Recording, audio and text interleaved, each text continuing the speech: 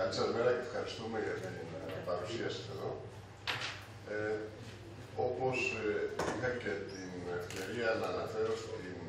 πρώτη παρουσίαση της ημερίδας, αυτό το οποίο γίνεται και είναι καινούριο για το Δήμο, είναι ότι για πρώτη φορά ο Δήμος Νέας Μήνης αναλαμβάνει την εκπόνηση ενός ευρωπαϊκού προγράμματος απευθείας χρηματοδοτούμενο από την Ευρωπαϊκή Ένωση στο 100% του ποσού και που κάνει ένα άνοιγμα, μας δίνει τη δυνατότητα να κάνουμε ένα άνοιγμα σε πολύ ευρύτερες κοινωνικές ομάδες. Δηλαδή, ο Δήμος να μην ασχολείται μόνο με τα στενά πλαίσια της καθημερινότητάς του, την καθαριότητα, της διαμόρφωσης των χώρων, τα πεζοδρόμια, τις πλατείες, αλλά να δώσει ένα ερέθισμα στους πολίτες να συζητήσουν για θέματα που απασχολούν γενικά τόσο τους πολίτες της χώρας, όσο και τους πολίτες της Ευρώπης. Δηλαδή, ο στόχος της σημερινής συζήτησης είναι να δούμε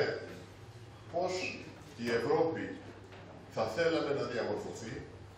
πόσο σε αυτό το πλαίσιο μπορεί να συμβάλλει η κοινωνία των πολιτών, δηλαδή ο κάθε ένας από εμάς με τις προτάσεις του, τις θέσεις του, για να μεταφέρουμε κάποιες απόψεις προς την Ευρωπαϊκή Ένωση, να αναλύσουμε και να συζητήσουμε θέματα που έχουν σχέση με τον ευρωσκεπτικισμό, δηλαδή συμφωνούμε με την Ευρώπη όπως είναι σήμερα, ποια είναι τα θετικά τα οποία μπορούμε να δούμε στην Ευρώπη και ποια είναι τα αρνητικά που εμείς θα θέλαμε να αλλάξουμε.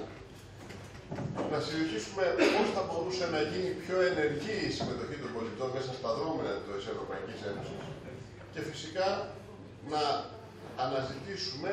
και το πώς θα μπορέσουμε να βελτιώσουμε τη συμμετοχή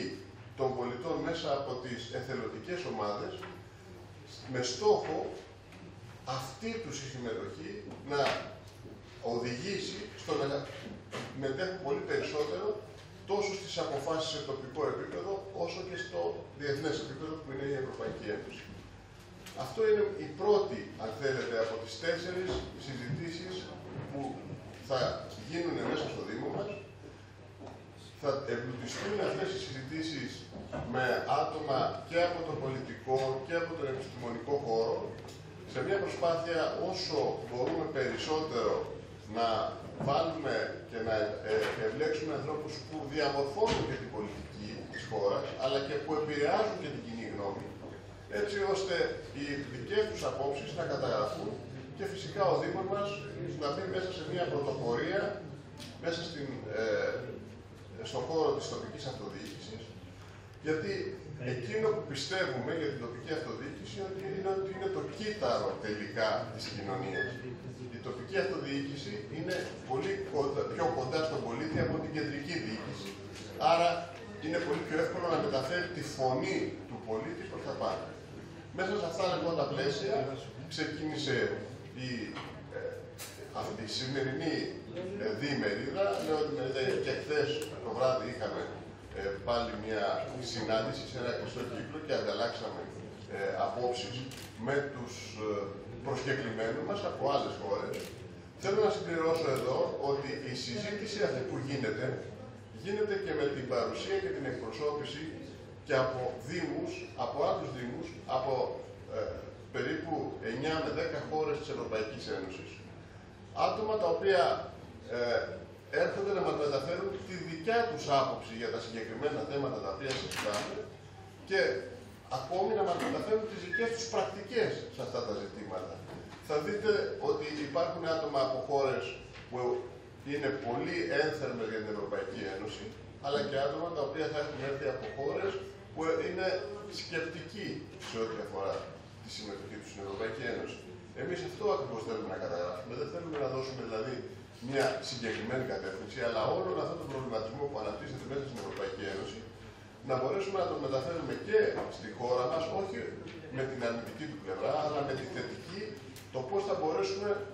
μέσα από τις δικές μας προσεγγίσεις και προτάσεις, καταγράφοντας και τις τάσεις που υπάρχουν, να συμβάλλουμε στην ευρύτερη συμμετοχή του κόσμου στα δρόμενα μέσα στον ευρωπαϊκό χώρο. Δεν θέλω να μακρηγορήσω άλλο. θα έχουμε τους ομιλητές μας, οι οποίοι θα μας δώσουν τις διαφορετικές απόψεις. Υπάρχει το πρόγραμμα, πιστεύω ότι έχει μοιραστεί με τους φακέλους που είναι και μπορείτε να δείτε ποιοι θα είναι οι ομιλητές και νομίζω ότι θα πρέπει να περάσουμε απευθείας στις ομιλίες για να έχουμε και μια πρώτη καταγραφή αυτών που αναφέραμε προηγουμένως. Ευχαριστώ πολύ για την παρουσία σας.